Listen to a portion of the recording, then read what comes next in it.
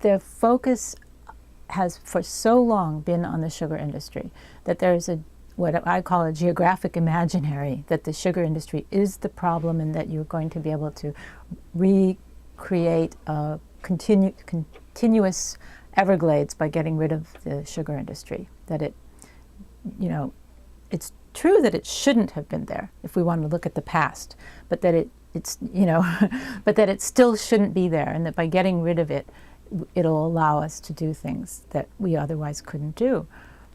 And I'm a geographer, and I look at history, and I look at landscape, and I look at it a little bit differently. And on the one hand, I have to defer to physical scientists if they are saying, well, we'll be able to do these things.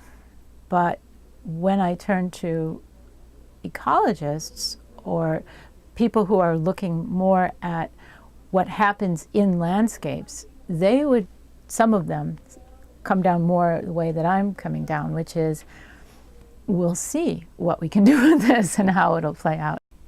Sometimes people oversimplify the issues, and if they want to think that sugar is the demon in South Florida, then the simple answer is to get rid of it. But if it's a more complex question, then this might not have been the answer, the exact answer.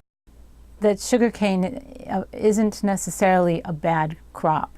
It's not a great food. I mean, it isn't a great food source. But in terms of its behavior in the landscape, it doesn't require a lot of inputs relative to other crops, and it can tolerate pretty high water table.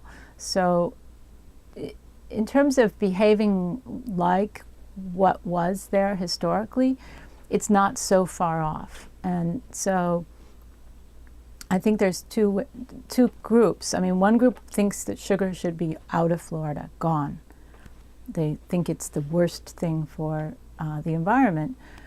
But another group would say, we're here today, we've already altered the landscape, and sugar is a cleaner crop than vegetables. Not as nutritious, but cleaner.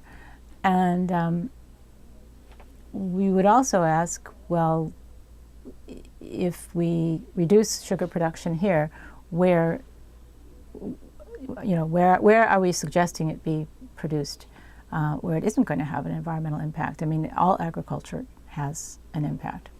So I want to be careful that I'm not a pro-sugar person, either in the diet or in the landscape, but to be very precise about what the impacts are here today. They've been dealing with the problems of loss of space and declining water quality for bird species or for general biodiversity.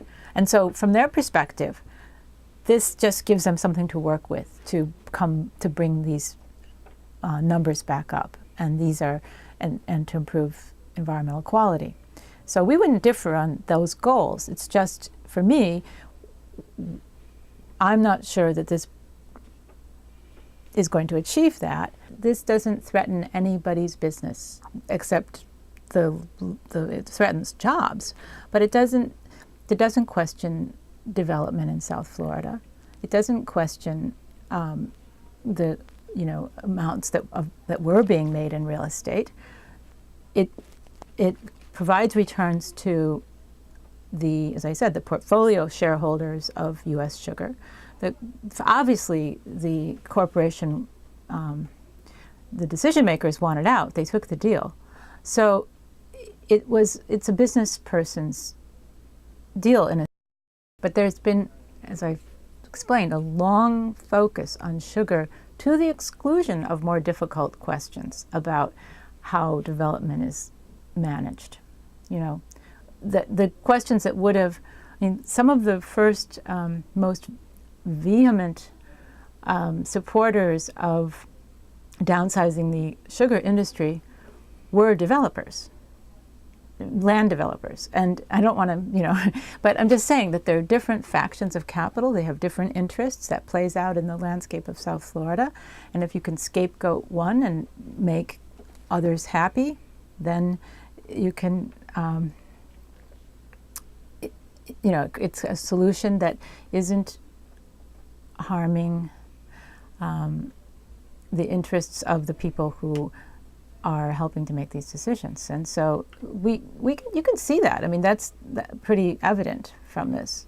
It came out sort of fully hatched and caught a lot of people by surprise. And so you don't have the backing of the communities that are going to be impacted by it very much. I mean, you don't really have a lot of the backing of them.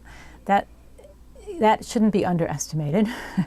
And it wasn't as vetted by public input as you're suggesting it might have been, and that might have strengthened the proposal. Interestingly, it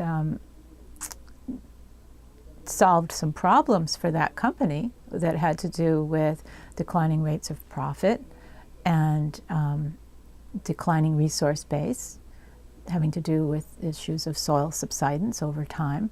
So it took care of their the shareholders' problems. I'm skeptical that even if it all went as it was put forth initially, I'm skeptical that it would work. And I'm also would be surprised to see that it would actually unfold the way that it was presented. But we'll see. I mean, I don't like to make predictions.